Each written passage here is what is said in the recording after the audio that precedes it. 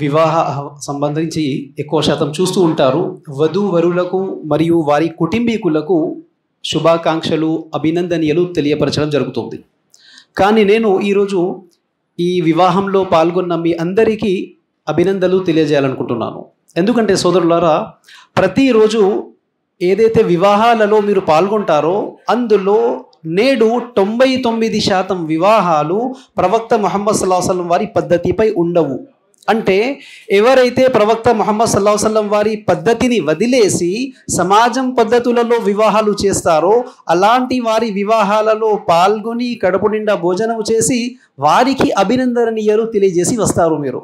అలాంటి సందర్భంలో కేవలం ప్రవక్త గారి పద్ధతి ప్రకారముగా మస్జిద్లో వివాహము చేసే భాగ్యం అల్లాహ్ తాలా ఏదైతే వీరికి కలిగించాడో ఇలాంటి వివాహంలో పాల్గొనే భాగ్యం అల్లాహ్ తాలా మీకు కలిగించాడు కనుక మీరు అభినందనలకు అర్హులు సోదరులారా. నేను అబ్బాయి వారికి అభినందనలు తెలియజేయాలనుకుంటున్నాను.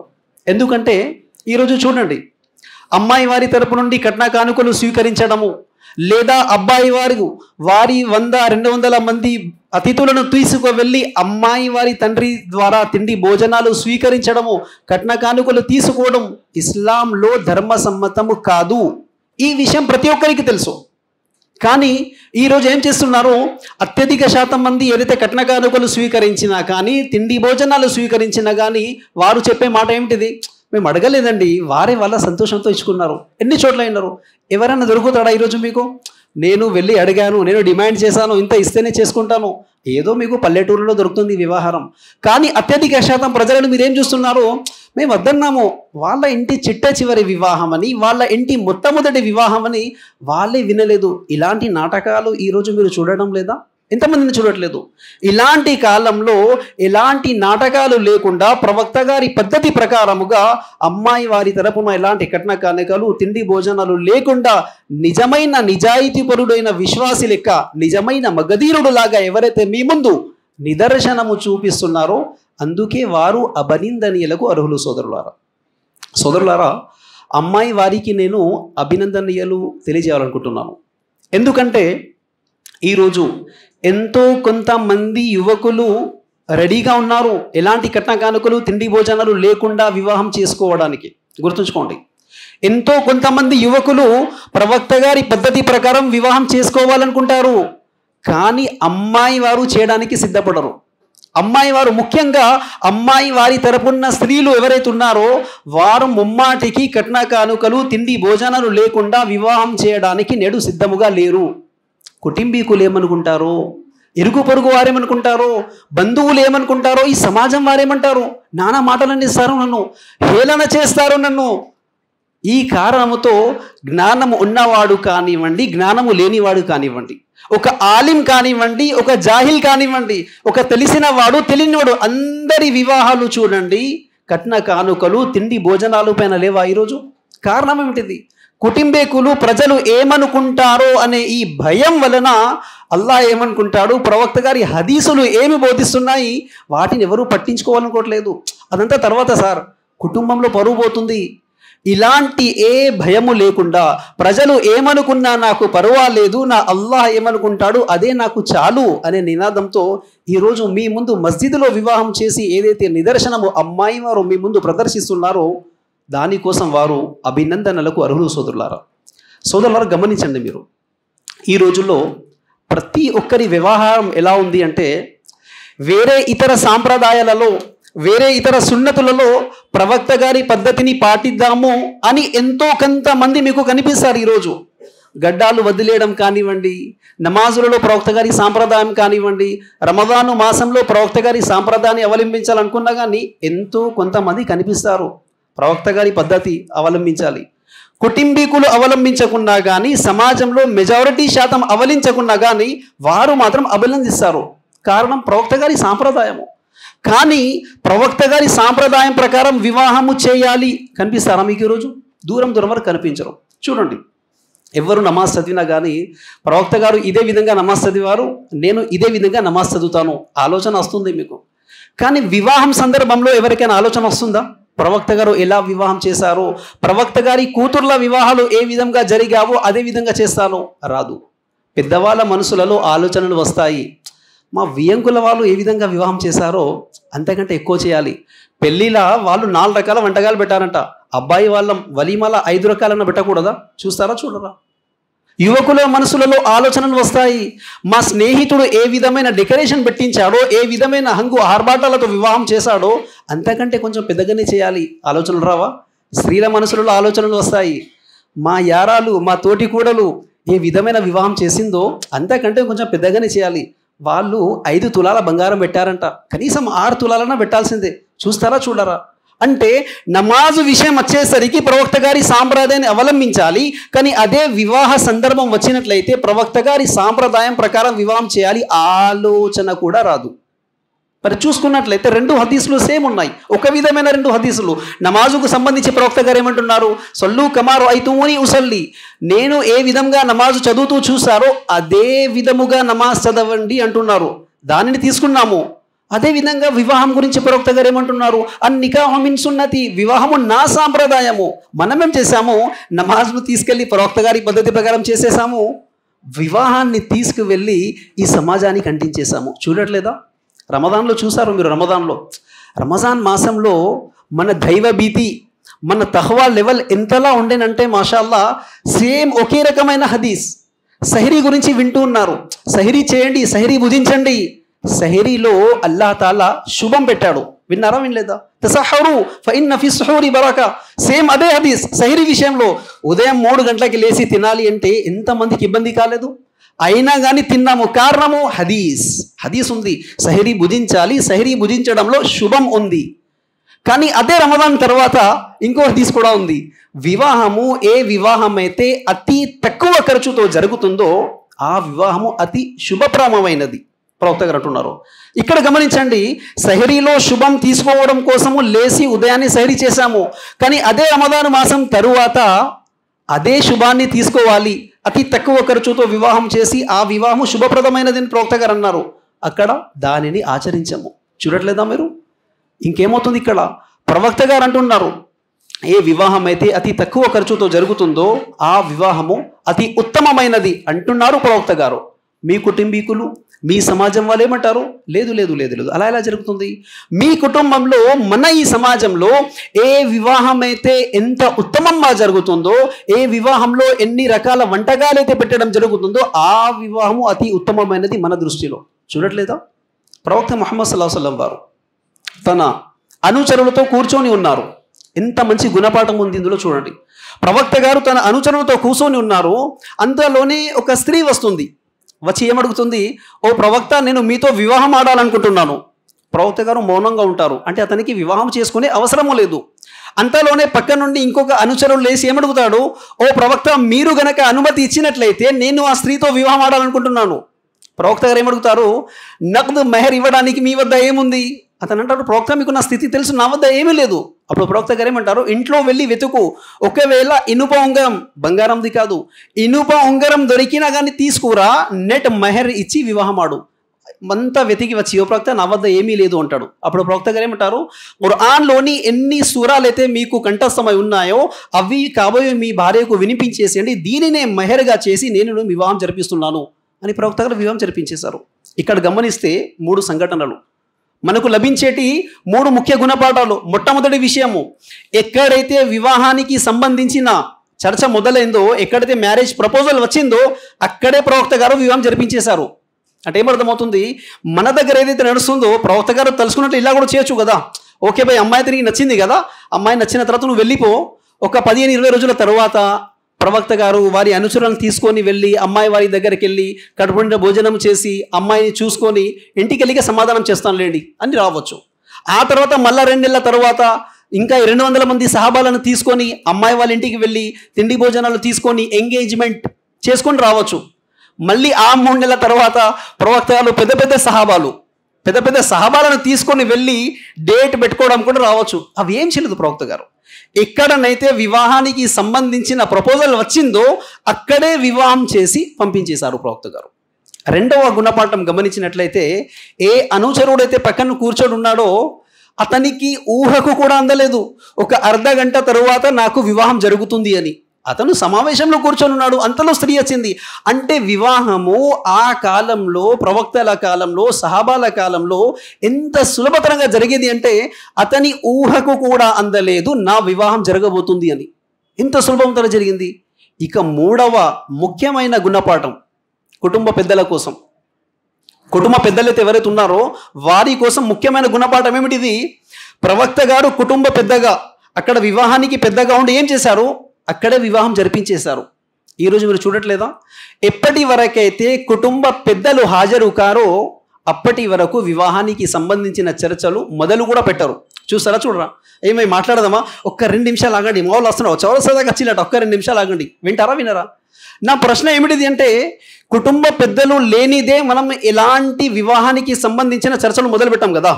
మరి ఆ కుటుంబ పెద్ద వచ్చిన తరువాత ఈ చిన్న వాళ్ళకు గుణపాఠం నేర్పిస్తాడా? నేనే గనక కుటుంబ పెద్దగా బాధ్యత తీసుకోవాలి అనుకున్నట్లయితే ఇరువురు గుర్తుంచుకోండి, అమ్మాయి తరపున ఎలాంటి కట్న కానుకలు లేకుండా, ఎలాంటి తిండి భోజనాలు లేకుండా, ఎలాంటి వేరే అధర్మ కార్యక్రమాలు లేకుండా సీదా సాదాగా మస్జిద్లో నువ్వు గనక వివాహం చేశానట్లయితే, అబ్బాయి నువ్వు వలీమా విందు కూడా చాలా సీదా సాదాగా చేయడానికి నిశ్చయించుకున్నట్లయితే నేను మీ ఇరువురి మధ్యలో కుటుంబ పెద్దగా బాధ్యత తీసుకుంటాను, మాట్లాడతాను. కుటుంబ పెద్దలు చెప్తారా ఈ రోజులలో? చెప్పరు. చూడండి మీరు, కుటుంబ పెద్దలు ఏం చేస్తారు తెలుసా? ఇలాంటి యువకుడు ఎవరైనా ఒకవేళ వచ్చి బాబాయ్ వాళ్ళకి చెప్పేసేయండి నాకు ఎలాంటి కట్న కానుకలు వద్దు, నేను సీదా సాదాగా వివాహం చేసుకోవాలనుకుంటున్నాడు అని ఇలాంటి యువకుడు ఎవరైనా అన్నట్లయితే కుటుంబ పెద్దలు అతనికి ప్రోత్సహించడానికి బదులుగా, అతనికి సహకరించడానికి బదులుగా వీరేం చేస్తారు తెలుసా? ఫస్ట్ అతన్ని నోరు మూయించేస్తారు. చిన్న పిల్లగాని నువ్వు నోరు మూసుకో, మేము ఉన్నాం కదా పెద్దోళ్ళము, మేము మాట్లాడమా అని అతను నోరు మూయించేస్తారు. ఆ తర్వాత వీళ్ళు ఏం చేస్తారు? ఇతన్ని సంజయించేస్తారు. నువ్వు డిమాండ్ చేసావా? నువ్వు అడగలేదు కదా నాన్న. డిమాండ్ చేయడం ఇస్లాంలో హరాం. వాళ్ళు వాళ్ళ అమ్మాయికి సంతోషంగా ఏమైనా ఇచ్చుకుంటారు, నీకేంటి ఇబ్బంది? తిండి భోజనాలు ఉండకూడదు అంటున్నావు, ఇది ఎక్కడి నుంచి పట్టుకొచ్చావు? అరే ఇంటి ముంగట 4 బంధువులు వస్తారు, బంధువులకు తినిపియడము ప్రవక్త గారి సాంప్రదాయం. చూస్తున్నారా ఎక్కడి నుంచి ఎక్కడికి పట్టుకొచ్చేసారు?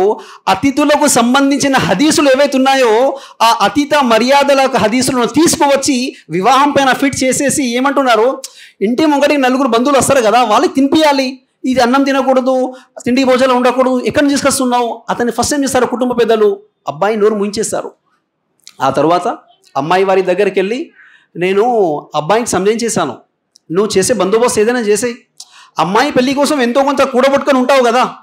ఇప్పుడు అతను కూడబెట్టుకోకుండా ఏమంటాడు? అవును తాయిబా కూడబెట్టుకున్నాను. వినరా? ఇప్పుడు వాడు అప్పు తీసుకొచ్చినా కానీ, ఆస్తులను అమ్ముకోయినైనా కానీ, తన భార్య బంగారాన్ని తాకట్టు పెట్టైనా కానీ అందరూ చేసిన విధంగా అదే 5-6 లక్షల వివాహం చేయడం. మీదికెళ్ళి ఏమంటాడు? ఇంకా ఇంటి ముంగట 4 బంధువులు వస్తారు, ఎంతో కొంత తినిపించి పంపించేసాయి. మళ్ళీ మాట్లాడే మాటలు ఎలా ఉంటాయి తెలుసా? జోబీ దాల్ చట్నీ కిలాకి భేజ్దో బాబా. వినరా? కానీ వాస్తవంగా చెప్పండి, ఇప్పటి వరకు ఎవరైనా పెళ్ళిళ్ళలో దాల్ చట్నీ తినిపించి పంపించేశారా? అది చెప్పుకోవడానికి పెద్దరిక మాటలు, కానీ వివాహంలో 4 ఉండరు, 400 తక్కువ వివాహంలో ఉండరు. 4 రకాల వంటకాలు తప్పించి పనులు కానే కావు మనయి.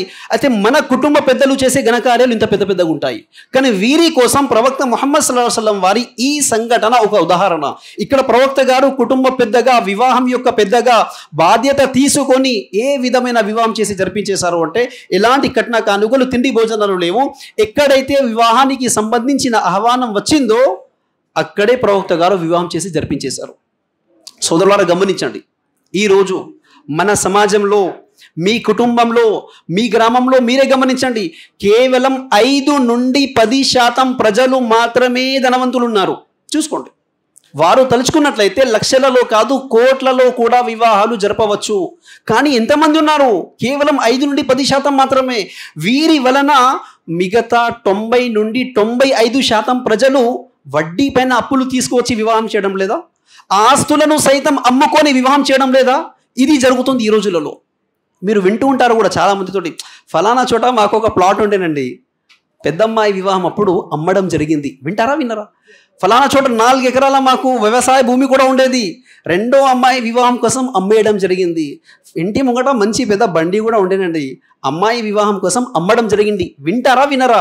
అంటే ఎవరైనా ముస్లిమేతర సోదరుడు గనక ఒకవేళ ఈ మన వివాహాల కార్యక్రమాలు చూసినట్లయితే అతనే బొంబేలెత్తిపోతాడు. మీ ఇస్లాంలో అంత బాగుంది సార్, కానీ వివాహం విషయం వచ్చినట్లయితే ఆస్తులు నమ్ముకోవాల్సి వస్తుంది కదా అని అతను బాధపడతాడు, అతను భయపడతాడు. కానీ వాస్తవానికి ఈ వివాహం ఒకటే ఎంత ఉత్తమమైన కార్యక్రమము అంటే, మీ ఇరుగు పొరుగులో ఉండే ముస్లిమేతరులు మీ వివాహాన్ని చూసి వారు ఇస్లాంలో రావాలి, ఇస్లాంను అర్థం చేసుకోవాలి. వారు మీ వివాహ యొక్క సాంప్రదాయాలను చూసి. ఎందుకు? పూర్తి ప్రవక్తల వివాహాలు చూడండి, ప్రవక్తల అనుచరుల వివాహాలు చూడండి, ప్రవక్త గారి 4 కూతుర్ల వివాహాలు చూడండి. ఏ వివాహంలో కూడా ₹1 కట్న కానుకలు కానివ్వండి, తిండి భోజనాలు కానివ్వండి, ప్రజలను జమ చేయడం కూడా లేకుండే ఆ రోజులలో. అంత సీదా సదాగా వివాహం జరిగేది. అబ్దుర్రహ్మాన్ బిన్ ఔఫ్ ఎవరు? సీదా సాదా వ్యక్తి కాదు. ప్రవక్త గారు ఏ 10 మందికైతే స్వర్గం యొక్క శుభవార్తలను ఇచ్చారో అందులో ఒక ముఖ్యమైన వ్యక్తి అబ్దుర్రహ్మాన్ బిన్ ఔఫ్. ఎక్కడున్నాడు? మదీనాలో. ప్రవక్త గారు ఎక్కడున్నారు? మదీనాలో. అతను వివాహం చేసుకుంటున్నారు. ప్రవక్త గారుకు తెలియదు. ఆహ్వానం అందడం దూరమైన విషయం, అతనికి తెలియదు కూడా. నా అనుచరుడు ఎలాంటి అనుచరుడు? నాకు దగ్గర అనుచరుడు, నేను అతనికి స్వర్గం యొక్క శుభవార్తను అందించాను. అలాంటి అనుచరుడి యొక్క వివాహం జరుగుతుంది. ప్రవక్త గారి ఊహకు కూడా అందలేదు. ప్రవక్త గారు సైతం చూస్తారు, రోజు మాదిరిగా లేరతను. అడుగుతారు ప్రవక్త గారు, ఏంటిది ఈరోజు చాలా విచిత్రంగా కనిపిస్తున్నావు? అప్పుడు ఏమంటాడు అతను? ఓ ప్రవక్త, నా వివాహం జరిగింది. అప్పుడు అంటున్నాడు వివాహం జరిగిన తర్వాత, ఓ ప్రవక్త, నా వివాహం జరిగింది. ప్రవక్త అడుగుతున్నారు, వలీమా విందు ఇచ్చేసావా? లేదు ప్రవక్త. సరే, ఒక్క మేకానైనా కానీ విందుగా ఇచ్చేసాయి వలీమాలో. ఆ తర్వాత ప్రవక్త గారు ఆ వలీమా విందులో వెళ్ళారు, తిన్నారు అన్నట్టుగా ఎలాంటి ఆధారం దొరకలేదు. అంటే గమనించండి, ప్రవక్త మరియు అతని అనుచరుడు ఒకే ఒకే ప్రాంతంలో ఉన్నారు, ఒకరికొకరు తెలియదు వివాహం జరగబోతుంది అనేది. అంత సీదా సాదాలా వివాహం జరిగేది. ఈ రోజులలో వివాహం చేయాలి అంటే అబ్బాయికి అమ్మాయి దొరకడం, అమ్మాయికి అబ్బాయి దొరకడం చాలా దూరమైన విషయం. పూర్తి కుటుంబీకులు ఎప్పటి వరకైతే హాజరు కారో, బంధుమిత్రులందరూ ఎప్పటి వరకైతే హాజరు కారో, హైదరాబాద్ ముంబైలో ఉన్న చుట్టాలందరూ ఎప్పటి వరకైతే హాజరు కారో, డేట్ కూడా నిశ్చయించడం జరగదు. చూస్తున్నారా లేదా? ఎక్కడ పట్టుకొచ్చారు ఇదంతా మీరు? ఇస్లాంలో లేదు కదా. ఇస్లాంలో కేవలం 4 షరతులు ఎక్కడ విధించబడతాయో అక్కడ వివాహం చేసేయాలి. అమ్మాయి అబ్బాయి అంగీకారం ఎక్కడైతే లభిస్తుందో, అబ్బాయి తరపున నెట్ మెహర్ ఎక్కడైతే ఇవ్వబడుతుందో, అమ్మాయి తరపున 2 సాక్షులు, అమ్మాయి తరపున ఒక వకీలు ఎవరైతే ఉంటారో అక్కడ వివాహం జరిపించేశారన్నారు ప్రవక్త గారు. అంత సీదా సాదాగా వివాహం జరిగేటిది. ప్రవక్తల కాలంలో మీరు చూడండి, ప్రవక్త గారు ప్రయాణంలో ఉన్నారు, ప్రయాణంలోనే ప్రవక్త గారు వివాహం కూడా చేసుకున్నారు. ఆ తర్వాత ఏం చేస్తారు? అనుచరులందరినీ పిలుస్తారు. పిలిచి ఏమంటారు? మీరు మీ సర్ది తీసుకొని వచ్చేసేది నా వద్ద, మనమంతా ఒకే చోట కూర్చొని భోజనం చేస్తాము, నా వివాహం వలీమా విందు ఈరోజు అన్నారు. గమనించండి ఎంత సీదా సాదా వివాహం జరిగేటిదో ఆ రోజులలో.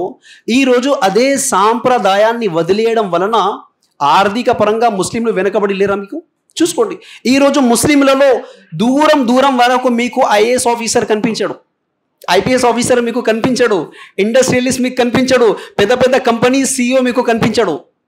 ఆటో డ్రైవర్స్ ఎంతమంది లేరు? చూసుకోండి. పాన్ షాప్ వాళ్ళు ఎంతమంది లేరు? మెకానిక్లు ఎంతమంది లేరు? ప్లంబర్లు ఎంతమంది లేదు? చెడు వృత్తి ముమ్మాటికి కాదు, కానీ గమనించాల్సిన విషయం ఏమిటిది అంటే, పైసా డబ్బులు మొత్తం వివాహాలలో ఖర్చు పెట్టడం వలన కాస్త అభివృద్ధి చెందలేకపోతున్నాము. ఈ విషయం చెప్పాలనుకుంటున్నాము. మీరు చూస్తుంటారు కూడా, అమ్మాయి పుట్టినట్లయితే అపశకునంగా భావిస్తారు చాలామంది ఈ రోజులలో. కారణం ఏంటిది? అమ్మాయి పట్ల ప్రేమ లేకనా? కాదు. అమ్మాయి వివాహానికి డబ్బులు తీసుకురావాలి కదా, ఆ విషయం పట్ల చాలామంది బాధపడుతుంటారు. కానీ సోదరులారా, ఒక విషయాన్ని చాలా జాగ్రత్తగా గమనించండి. ఈ రోజులలో మనం అమ్మాయి వారు ఎవరైతే ఉన్నారో వారిని, అమ్మాయిని అపనిందల పాలు చేస్తాము కదా. అమ్మాయి పుట్టడం వల్ల ఇంత ఇబ్బంది అయింది సార్ నాకు, అమ్మాయి పుట్టడం వల్ల అప్పులు చేయడం జరిగింది. కానీ ఎప్పుడైనా జ్ఞానంతో ఆలోచించండి. అమ్మాయి పేరు పైన 5 లక్షలు, 10 లక్షలు, 15 లక్షల ఖర్చు వచ్చింది వివాహానికి అని మీరు ప్రచారం చేసుకుంటూ ఉంటారు ఎక్కడ చూసినా. కానీ ఎవరైనా వచ్చి ఒక ₹1,00,000 ఇస్తారా అప్పుగా? అప్పుడు ఏమంటారు? మొన్ననే అమ్మాయి పెళ్లి చేశాను కదరా, ఎట్లా అడుగుతావు? అంటే అమ్మాయి పెళ్లి జరిగింది అంటే గతం మిగవని అడగాల్సిన అవసరం లేదు, అతనే పాపం దివాలా తీసి ఉంటాడు. చూస్తారా చూడరా? కానీ ఇక్కడ గమనించవలసిన విషయం ఏమిటిది అంటే, అమ్మాయి వివాహం కోసం 5 లక్షలు, 10 లక్షలు, 15 లక్షల ఖర్చు అయింది అంటున్నాము కదా. అందులోకి వెళ్ళి ₹1,00,000 కానివ్వండి అమ్మాయికి చేరాయా? 10-15 లక్షలలో ₹1,00,000 అయినా కానీ నెట్ క్యాష్ అమ్మాయికి అందిందా? ₹1 కూడా అందలేదు. మరి ఆ డబ్బులు ఎక్కడికి వెళ్ళాయి? అమ్మాయి వివాహం పేరు పైన ఫంక్షన్ హాల్ వారికి వెళ్ళాయి, బాస్మతి రైస్ వారికి వెళ్ళాయి, వెజిటేబుల్ మార్కెట్ వారికి వెళ్ళాయి, బంగారం కొట్టు వాళ్ళకు డబ్బులు వెళ్ళాయి, వెజిటేబుల్ మర్చెంట్ వాళ్ళకు వెళ్ళాయి, బట్టల వ్యాపారికి ఆ డబ్బులు వెళ్ళాయి, వంట చేసేవాడికి ఆ డబ్బులు వెళ్ళాయి, ఫంక్షన్ హాల్ వాళ్ళకు ఆ డబ్బులు వెళ్ళాయి, క్యాటరింగ్ చేసే వాళ్ళకు ఆ డబ్బులు వెళ్ళాయి, మేకప్ చేసే వాళ్ళకు డబ్బులు వెళ్ళాయి కదా. అమ్మాయి పేరు పైన, అమ్మాయి వివాహం పేరు పైన ఏదైతే 5-10 లక్షల డబ్బులు ఖర్చు పెట్టారో అందులోకి వెళ్ళి 1 లక్ష రూపాయలు కూడా అమ్మాయికి అందలేదు. ఆ డబ్బు మొత్తం వీరంతా వ్యాపారస్తులకు మీరు వ్యాపారం అందించారు, అమ్మాయికి ఏం అందలేదు. మీదికెళ్ళి అమ్మాయి నష్టం ఏం చేశారు? అమ్మాయిని వారసత్వం యొక్క హక్కు నుండి దూరం చేసేశారు. చూడట్లేదా? తండ్రి చనిపోయిన తరువాత సొంత సోదర సోదరీమణులు కొట్లాడుకోవట్లేదా? పోలీస్ స్టేషన్లో వెళ్ళడం లేదా? ఎప్పుడైనా గమనించారా? కారణం ఏమై ఉంటుంది? తోబుట్టువులు, ఒకే తల్లికు పుట్టిన సంతానము, తండ్రి మరణించిన తరువాత ఇంకా ఎక్కువ బాధ్యత తీసుకోవాలి. సోదరిమణి తల్లి రూపకంలో తన సోదరుని చూసుకోవాలి, సోదరుడు తండ్రి రూపకంలో ఉండి తన సోదరి బాగోగులు చూసుకోవాలి. కానీ ఇక్కడ ఏమవుతుంది? తండ్రి మరణించిన వెంటనే ఇద్దరు దూరం కావట్లేదా? కారణం ఏమిటిది? పాపం ఆ తన చేయమంటుంది, నాన్న చనిపోయాడు కదా, అతని వారసత్వంలోనే నాకు ఇంత హక్కు వస్తుందో ఇవ్వండి అంటుంది. సోదరుడు ఏమంటాడు? ఖర్చు పెట్టేదంతా నీ వివాహంలో ఖర్చు పెట్టేసిళ్ళు నాన్నగారు, ఇప్పుడు నీకేం లేదు వెళ్ళిపో అంటారు. కానీ గమనించండి, అమ్మాయికి ఏమైనా లభించింది అప్పుడు? 1 రూపాయి కూడా అందదు అమ్మలకు. ఈ విధంగా ఇస్లాం అమ్మాయిల కోసం వారసత్వంలో హక్కు పెట్టినట్లయితే మనం వారసత్వం కూడా వదిలేస్తున్నాము, వివాహం పేరు పైన డబ్బు ఖర్చు పెడుతున్నాము, కానీ అందులో 1 లక్ష రూపాయి కూడా అమ్మాయికి అందించట్లేదు. ఈరోజు చూడండి, ఎంతోమంది యువకులు ఉన్నారు. మన యువకులను గమనించినట్లయితే పెద్ద పెద్ద డిగ్రీలు వీళ్ళ దగ్గర ఉన్నాయి, పెద్ద పెద్ద ఎంటెక్ బీటెక్ లాంటి పెద్ద పెద్ద పట్టాలు వీళ్ళు పొంది ఉన్నారు. మంచి మంచి వ్యాపారం చేయాలి అనే ఆలోచనలు వీళ్ళకి ఉన్నాయి. కానీ చేయగలుగుతారా? వ్యాపారం చేయాలంటే ఈ రోజులలో కనీసం 5 లక్షల రూపాయలు కావాలి, అంతే కదా. ఎవరైనా అబ్బాయి వెళ్ళి నాన్న నాకు ఒక 5 లక్షల రూపాయలు ఇవ్వండి, నేను మంచి వ్యాపారం చేయాలనుకుంటున్నాను అంటాడు. అదే సమయాన వారి సోదరిమణికి, వారి కూతురికి వివాహ సంబంధం వస్తుంది. 5 లక్షల రూపాయలు ఆ తండ్రి ఎవరికి ఇస్తాడు? అబ్బాయికి ఇస్తాడా? ఎవరికి ఇస్తాడు సార్? మరి అమ్మాయికి ఇస్తాడు. మరి అబ్బాయి ఇక్కడికి వెళ్ళాలి, అతను ఆటో నడుపుకుంటాడు, అతను పాన్ షాప్ పట్టుకుంటాడు, లేదా దుబాయ్, సౌదీ, ఖతర్ వీసా తెప్పించుకొని అక్కడికి వెళ్ళి బానిస బతుకుతూ ఉంటాడు. అతను చూడట్లేదా? 5 లక్షల రూపాయలు ఇవ్వలేదు వ్యాపారం కోసం, మీదికెళ్ళి ఇతను 5 లక్షల రూపాయల వడ్డీ పైన అప్పు తీసుకోవచ్చి ఇతని ఖాతాలో 5 లక్షల అప్పు పెట్టేశాడు. చూస్తారా? చూడరా? ఇప్పుడు అతను ఆ 5 లక్షల అప్పు తీర్పడం కోసం నానా కష్టాలు పడుతున్నాడు. గమనిస్తున్నారు? దీనికంటే చాలా ముఖ్యమైన విషయం కుటుంబ పెద్దలు గమనించాలి. ఈరోజు పెద్దవాళ్ళని చూడండి, వాళ్ళ జీవితం ఏమున్నది? 40-50 సంవత్సరాల వరకు మాత్రమే వారు కింగ్ లాంటి జీవితం గడుపుతారు. ఎప్పుడైతే వృద్ధాప్యంలోకి వస్తారో వారి జీవితం ఏమిటిది? వెళ్ళి కొడుకును బ్రతిమాలడం జరగట్లేదా? రేషన్ డబ్బుల కోసం కూడా కొడుకును బ్రతిమాలడం జరుగుతుంది. మెడిసిన్ కోసం వెళ్ళి వాళ్ళ కొడుకును బ్రతిమిలాడతారు. ప్రశ్న ఏమిటిది అంటే, ఆ పెద్ద మనిషి తన జీవితంలో 40-50 సంవత్సరాలలో డబ్బు సంపాదించలేదా? చూడండి, చాలా మంది జీవితం ఎలా ఉంది అంటే గవర్నమెంట్ ఇచ్చే సీనియర్ సిటిజన్ పింఛన్ పైన జీవితం గడుపుతున్నారు. చూడట్లేదా? చాలా మంది పెద్దలను అడిగాను కూడా, బాబాయ్ మీ జీవితంలో డబ్బు సంపాదించలేదా మీరు? ఏమైపోయింది మీ డబ్బులు? ఏమంటాడు తను, చాలా డబ్బు సంపాదించాను నేను. అమ్మాయిల వివాహాలు చేయలేదా? పిల్లల పెళ్ళిళ్ళు చేయలేదా? ఇది ప్రాబ్లం. ఏమైపోయింది? అమ్మాయిల వివాహాలలో, అబ్బాయిల వలీమా విందులలో పూర్తి డబ్బును వదిలేశాము. ఇప్పుడు వృద్ధాప్యంలో అతను పాపం వెళ్ళి కొడుకును అడుక్కుంటున్నాడు, గవర్నమెంట్ యొక్క పింఛన్ పైన జీవితం గడుపుతున్నాడు. ఒకవేళ అతనే గనక తన కూతురు మరియు కుమారుల వివాహాలు ప్రవక్త గారి పద్ధతిలో, అంటే ఇస్లాంలో పూర్తి వివాహంలో కేవలం 2 ఖర్చులు ఉన్నాయి. ఇది గుర్తుంచుకోవాలి. పూర్తి ఇస్లాంలో వివాహం పేరు పైన ఖర్చు పెట్టే అధికారం, ఖర్చు పెట్టే అనుమతి కేవలం 2 పనులకు ఉన్నాయి. ఆ 2 పనులు కూడా అమ్మాయి వారి వైపున లేవు, అబ్బాయి వారి వైపున ఉన్నాయి. మొట్టమొదటి ఖర్చు నెట్ మహర్ ఇవ్వాలి, 2వ ఖర్చు వలీమా విందు ఇవ్వాలి. ఈ 2 ఖర్చులను వదిలేసి 3వ ఖర్చు లేనే లేదు ఇస్లాం యొక్క వివాహంలో. ఈరోజు మనం ఏం చేసేసాము? ఆ రెండింటిని కూడా వదిలేసాము. ఎందుకు? నెట్ మహర్ ఇవ్వరు ఈ రోజులలో. ఇవ్వాలనుకున్న ఏం చేశారు? 10,000 రూపాయలు ఇచ్చేస్తాడు. వాళ్ళ దగ్గర నుండి 11 లక్షల రూపాయల వివాహం తీసుకోవట్లేదా? చూస్తున్నారు. నెట్ మహర్ ఇవ్వడు ఈ రోజులలో. వలీమా విందు ఇవ్వాలి అన్నా కానీ అమ్మాయి వారు 2-3 లక్షల రూపాయలు ఇవ్వాలి. ఇలాంటి బాగోగులు చూస్తున్నారు సోదరులారా. ఇలాంటి సందర్భంలో ఈ యువకుడు ఏదైతే మీ ముందు ధైర్యం చేసి ఒక నిదర్శనం మీ ముందు చూపిస్తున్నాడో, ఇది మీ అందరి కోసం నిదర్శనము.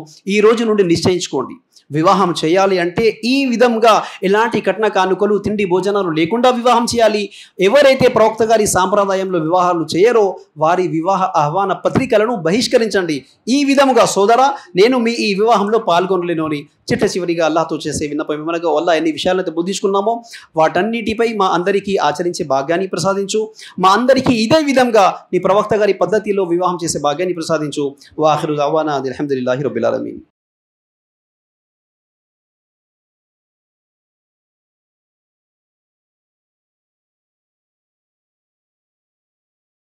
इस तरह के मज़ीद वीडियोस हासिल करने के लिए हमारे YouTube चैनल को सब्सक्राइब कीजिए और बेल आइकॉन क्लिक कीजिए और हमारे YouTube के लिंक को शेयर कीजिए।